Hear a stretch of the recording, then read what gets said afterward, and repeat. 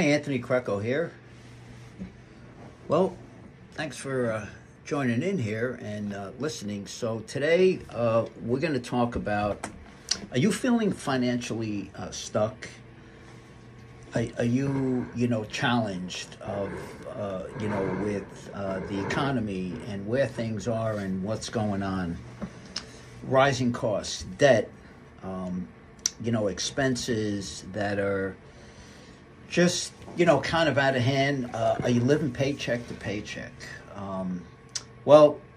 It's pretty challenging out there right now, right? So I think one of the issues that I found is in just talking to people and kind of giving them my perspective from experience of what I've been doing for years. A lack of financial education and financial literacy. So, they don't teach that in school, unfortunately. And that would be, something good that they should teach, because people go along, they study, and then, statistically, it's a fact that most people are in debt. Most people are struggling to survive.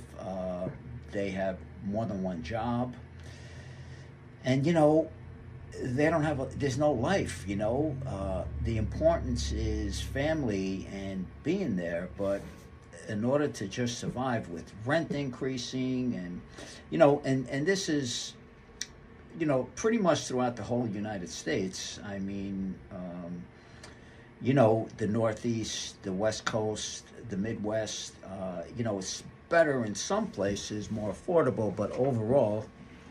Now, here's really what I believe is one of the main issues is that the income, the salary, has not kept up with inflation and the cost of living. So if you look back, 40, 50 years ago, somebody was making $25,000 a year, but they were able to buy a house for, $30,000. And only one person had to work, and the mother stayed home to raise the kids. But today, if you make, let's call it $150,000, which honestly, in the way the economy is today and our structure, it's not a lot of money. But what the issue becomes is now you make $150,000, and let's use the example of the East Coast, the Northeast, New York, New Jersey, Connecticut, let's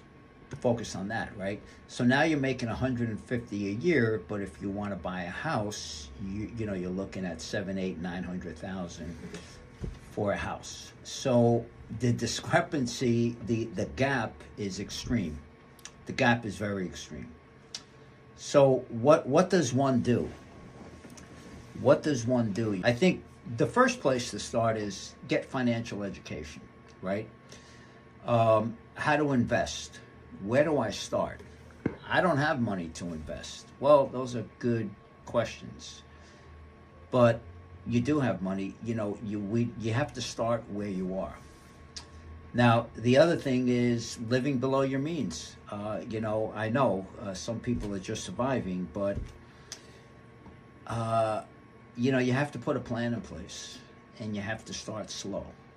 So you may, open an account on Robinhood, for example, and you could start buying, $5 a month. The point is, you have to start somewhere, right? Somewhere you have to start. So, what can we do? What can we do? Well, it's not easy, but stay the course. Learn. Buy books, read books, and be proactive, right? We have to be proactive. Anyway, if you have any questions or comments or suggestions, I'd love for you to put them in the comment section. And if you got anything out of this, like and subscribe and share this video. Anyway, thank you. We'll catch up the next video, and have a great day. Bye.